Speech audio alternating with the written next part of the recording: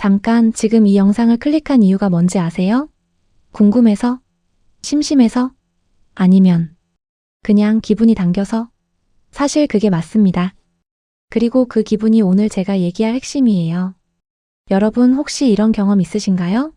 특별히 필요하지도 않은데 그냥 기분이 좋아서 뭔가를 산 적. 아니면 반대로 짜증나고 우울한 날 편의점에 들어가서 계획에 없던 과자를 잔뜩 집어들고 나온 적. 요즘 온라인에서 유행처럼 번지는 말이 있어요. 나 오늘 너무 우울해서 빵 샀잖아. 웃기면서도 완전히 공감되는 이 한 문장. 이게 단순한 밈이 아닙니다. 지금 이 순간 경제학자들과 소비 트렌드 전문가들이 가장 주목하는 현상 그 자체예요. 이름도 생겼어요. 필코노미. 필, 감정. 이카너미, 경제. 내 기분이 곧 구매 버튼이 되는 시대. 그런데 진짜 무서운 건 따로 있어요.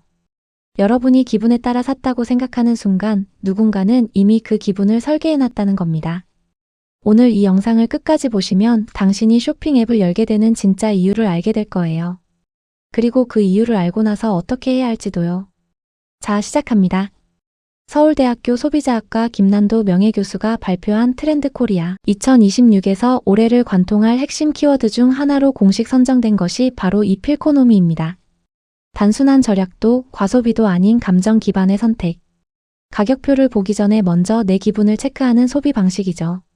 최근 한 조사에 따르면 2030 세대의 62%가 구매 결정의 1순위로 기분을 꼽았다고 합니다. 1년 전 같은 조사에서는 48%였는데 단 1년 만에 14%포인트나 뛴 거예요. 이건 단순한 유행이 아니라 소비의 본질이 바뀌고 있다는 신호입니다. 그럼 왜 지금 이 현상이 이렇게 가속화되고 있는 걸까요? 답은 역설적이게도 AI에 있습니다. AI가 모든 걸 효율적으로 처리해주는 시대가 되면서 오히려 사람들은 나만의 감정, 나만의 경험에 더 집착하게 됐어요. 기계가 아무리 최적의 선택을 해줘도 내 기분을 채워주지 못하면 아무 의미가 없다는 심리가 강해진 거죠. 거기에 팬데믹 이후 비대면 관계에 익숙해진 세대가 자신의 복잡한 감정을 스스로 언어화하는데 어려움을 느끼기 시작했고 그 빈자리를 소비가 채워주기 시작했습니다. 말로 표현하기 어려운 기분을 물건을 사는 행위로 대신 표현하는 거예요. 심리학에서는 이걸 감정적 추론이라고 부릅니다. 이 물건이 좋아서 기분이 좋은 게 아니라 내 기분을 좋게 해주니 이 물건은 가치 있다고 판단하는 심리적 역전 현상이에요. 잠깐 생각해 보세요. 마지막으로 충동 구매를 했을 때 여러분의 기분은 어떤 상태였나요? 여기서 잠깐 구독, 좋아요, 알림 설정까지 부탁드립니다. 당신의 마음 근육을 키우는 영상을 제작하는 데 큰 힘이 됩니다. 그런데 이 필코노미가 단순히 개인의 기분 문제만이 아닌 이유가 있어요. 플랫폼과 기업들이 이미 이 감정의 흐름을 데이터로 읽고 설계하고 있다는 겁니다. 여러분이 밤 11시에 유튜브를 보다가 갑자기 쇼핑 앱을 열게 되는 건 우연이 아니에요. 알고리즘은 여러분이 어떤 영상을 오래 봤는지, 어떤 댓글에 반응했는지, 심지어 얼마나 빠르게 스크롤을 내렸는지까지 감지해서 지금 이 사람의 감정 상태를 분석합니다. 외로운가요? 따뜻한 무드의 인테리어 상품이 뜹니다. 스트레스를 받고 있나요? 힐링푸드, 편안한 카페 영상이 연달아 추천되죠. 그리고 그 영상들 사이에 자연스럽게 구매 링크가 끼어들어요.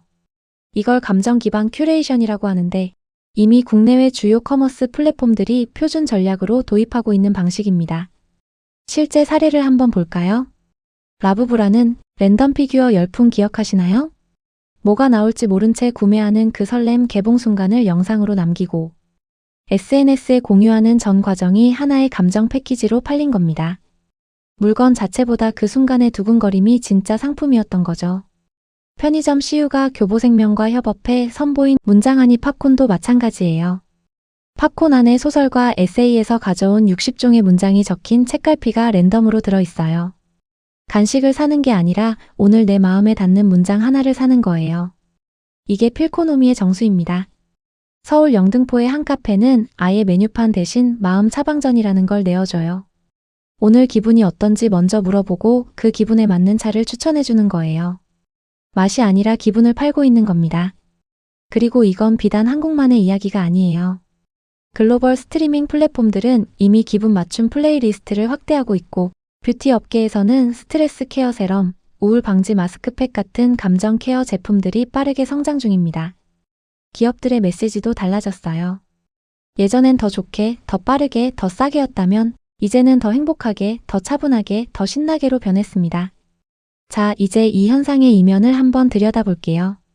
기분에 따라 소비하는 게 꼭 나쁜 것만은 아닙니다. 인간은 원래 감정적인 존재고 감정적인 만족도 삶의 중요한 부분이니까요. 하지만 심리학적으로 주목해야 할 지점이 있어요. 우리 뇌는 감정이 격렬할 때, 즉 우울하거나 불안하거나 외로울 때 즉각적인 보상에 훨씬 취약해집니다. 그 상태에서 쇼핑 앱 알고리즘이 딱 맞춤형 상품을 들이밀면 뇌의 보상 회로가 활성화되면서 도파민이 분비되죠. 문제는 이게 진짜 감정 해소가 아니라는 겁니다. 소비 직후 잠깐의 쾌감이 지나고 나면 원래의 감정 상태로 돌아오는 경우가 많아요. 그리고 또다시 그 빈자리를 채우기 위해 앱을 열게 됩니다. 이걸 전문가들은 감정 회피형 소비 패턴이라고 부릅니다. 감정을 직면하고 해소하는 게 아니라 소비로 잠시 덮어두는 방식이에요. 그리고 더 생각해 볼 지점이 있어요. 감정 불평등이라는 개념입니다. 기분 좋은 경험에 더 많은 돈을 쓸 수 있는 사람과 그렇지 못한 사람 사이의 격차가 심화될 수 있다는 거예요. 감정 케어가 하나의 소비 영역으로 자리 잡으면서 심리적 여유마저도 경제력의 영역이 될 수 있습니다. 그렇다면 우리는 어떻게 해야 할까요? 필코노미 시대를 무조건 거부하거나 반대로 흘러가는 대로 맡길 필요는 없어요. 핵심은 내 기분을 인식하는 능력, 즉 감정 문해력을 키우는 겁니다. 구체적으로 이렇게 해보세요. 첫 번째, 구매 전 3초 감정 체크를 해보세요. 지금 이걸 사고 싶은 건지 아니면 지금 이 기분에서 벗어나고 싶은 건지 딱 3초만 생각해 보는 거예요. 이 두 가지는 전혀 다른 욕구입니다. 두 번째, 감정을 소비로 해소하려는 순간을 포착했다면 그 감정에 이름을 붙여보세요. 나 지금 외롭다. 나 지금 인정받고 싶다. 나 지금 무기력하다처럼요. 감정을 언어화하는 것만으로도 그 감정의 강도가 낮아진다는 연구 결과가 있어요. 심리학에서는 이걸 감정 명명 효과라고 합니다. 세 번째, 필코노미를 완전히 차단하려 하지 마세요. 오히려 의도적으로 활용하는 게 낫습니다. 오늘 힘들었으니 내일 좋아하는 카페에 가야겠다.처럼 기분 전환을 위한 소비를 미리 계획적으로 허용해두는 거예요. 충동이 아닌 선택으로 전환하는 거죠. 결국 필코노미의 핵심은 이겁니다. 기분이 소비를 지배하느냐, 내가 기분을 이해하고 소비를 선택하느냐. 이 차이 하나가 내 지갑과 내 마음 건강 모두를 지킵니다. 내니요, 좋은데 싫어, 우프다처럼 모순된 감정이 공존하는 표현들이 일상어가 된 시대. 우리는 지금 복합 감정의 시대를 살고 있어요. 그 감정들은 진짜입니다. 소중합니다.